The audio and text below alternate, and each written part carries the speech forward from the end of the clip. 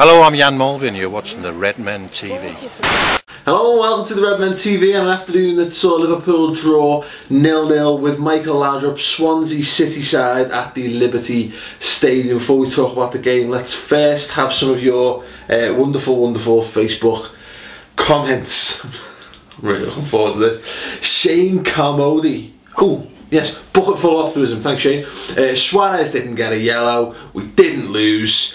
These days, I'd call that a good day at the office. Brilliant. Terence Kessler says, one of the first things Rodger said when he came in was it'll take time to get back to the top. Mid-table with 8 games unbeaten is not a disaster. Have patience. We are working well. Yes, I'm sure there's going to be people who are desperate to jump on comments like that. If you want to do so, comment underneath. Kieran Burns said the one scoreline I did not expect today was 0-0. Played well again, and someday our luck will change and we'll get that crucial goal. Yes, this is true.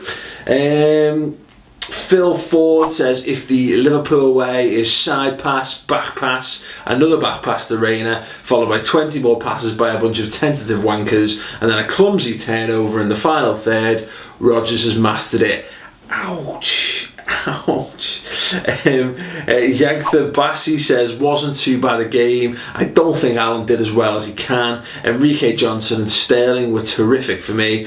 Only if that shot off the crossbar had gone in. Ugh. Well, on to Spurs. Let's thump them. Yes, let's. Fucking let's. Mo Al-Zubaydi says, what a waste of time. Doing homework would have been more fun. Michael Connell says, problem is without a backup striker, Suarez can't afford to make any tackles. As for Downham, why is he so afraid to have a shot at goal? When he cuts in, he seems happy just to lay it off to someone else. Yeah. Beardo Murphy says, will everybody stop bitching? Either get behind Rodgers or fuck off to Chelsea. It's going to take at least a whole year for the possession to be turned into goals. Clean sheet against a team we haven't beaten since they arrived in the top division. Yes. Anyway, let's round up on one. Okay, yeah, nice. No, in fact, you know what, I'm going to round up on this one. Suarez needs to put. Sorry, Rakesh Ramagalda says Suarez needs support and Sterling needs a break. Overall it was decent. Shelby should have started in place of Henderson. Yes. Look, I think there are a few selection questions there. Stuart Downing, yes. I genuinely have no idea what Isham Asadi has to do to get into the side. The only thing I can sort of judge on is that perhaps he's just decided, okay, you know, Enrique is the best option on the left hand side, and you know, based on his performances, I don't disagree with Jose Enrique playing left winger. He's done quite well. Let's face it. In the last few appearances, there, he's been dangerous. He's been strong. You know, but for a couple of inches, he gets the goal as well today. You know what I mean? And he's obviously done well. Stuart down and then left back, good, nice attacking option down the left. When Stuart Down got forward today, he looked like a left back getting forward, and that's bad because Stuart Down is supposed to be a left midfielder at the very least, at best a left winger, and so that's a little bit worrying that he doesn't look like he doesn't look like an attacking fullback, and he's meant to be. That's meant to be his position further the pitch. Is a little bit worrying. There's been a couple of calls. I think it was on Twitter. Jack Robinson should be playing. Now the thing is, Jack Robinson played for the under-19s against Middlesbrough on Friday, or the under-21s I should say. So whether that's just the case they thought, well, you know what, he's played that game, he was always destined to play that game, so he's not going to be playing 2 games in 3 days. I don't know. I think based on those performances, I can't see it being long before Jack Robinson starts getting more of a look into the first team. Because why not? Because the lad's a class act, and I think the argument being made is that he can't do any worse, can he?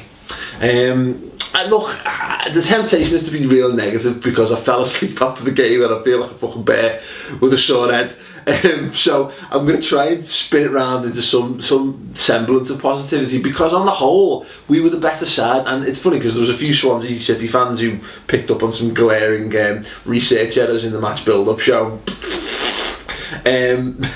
But the fact of the matter is, you look at the possession. Okay, Swansea beat us in the possession stakes, but like I think it was like what 51% or something, or at least it was full time on the 442 stats app. So if they're wrong, blame them, not me. We had more passes. We completed more passes. We had exactly the same pass completion rate, which I know is important to both sets of fans. But also we had more shots and more shots on target as well. So whilst I don't know, I think Swansea probably had a few more. What's the word? It's probably clear cut. There's probably a stat that says they probably had more clear cut chances. Maybe, I don't know. I think that'd be questionable as well. They were dangerous. Let's take nothing away from Swansea City. I thought they're a decent side. The first half an hour we really struggled to get a grip on the game, but once we did, I thought we were the better side. And I think a period once we made the substitutions, once they made the substitutions and then we made ours, there was a 10-minute period where they looked a little bit dangerous, trying to get us on the counter attack. But no, I thought we were the better side, and the problem is that it sounds like a broken record week in, week out at the minute. That, you know, we had a few decent chances, we're not taking them. Raheem Sterling, it's the crossbar, Jose Enrique's offside. One or two little shots. John Joe Shelby, great strike from him, forcing the save though down by the keeper. I mean, that in itself isn't a chance, but you know, on other days, you know what I mean, things like that go in, which I think sounds a little bit clutchy at strawy. And I know I was trying to turn this into a semblance of positivity, but it's slipping, I can feel it. No, I think it's hard to be overly positive, because ultimately that game felt like it was there for the taking. It felt like we could have just nicked something and come away without bossing the game, without completely dominating, without battering Swansea in any sense. I felt that we had enough there just to get a goal and come away with 3 points, and then all of a sudden you're going into Wednesday against Spurs thinking fucking amazing, climbing the table. We'd have been sort of like 8th, looking up rather than sort of like, you know, hovering sort of mid-table as we have been in recent weeks. But that being said, hopefully based on that we might get a bit more of a reaction at White Hart Lane. I don't know, I really hope so, because we discussed before the game that the Swansea away and Spurs away were probably our two trickiest fixtures between now and January, and I still stand by that. And because Spurs is definitely, because they're the biggest team that we have to play, but Swansea City away from home, as was pointed out in commentary, you know, particularly last season as well, very good at home, beat a lot of the top sides at home or took points off the top sides.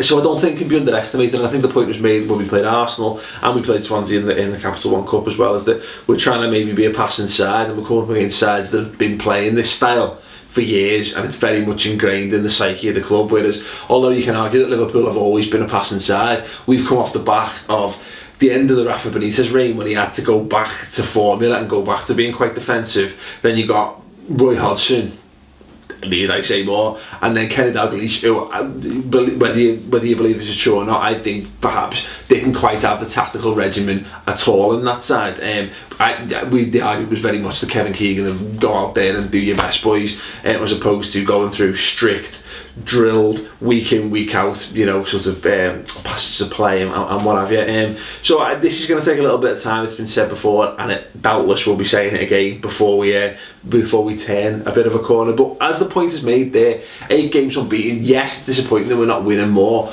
but look, if we lost that today, the fact of the matter is people would be going fucking apeshit as if, you know, the fucking sky was falling. The fact is, we're sort of cruising along at the minute. We've clearly got gears to step up to. I think the argument's been made that, time and time again, that we need more attacking options, and I don't think you can deny that. You just got to look at the way the team's being utilised. The fact that Stuart Downing's playing left back, the fact that Joe Cole, who deserves to come off the bench, because, you know, what's the point in having a good performance in the week?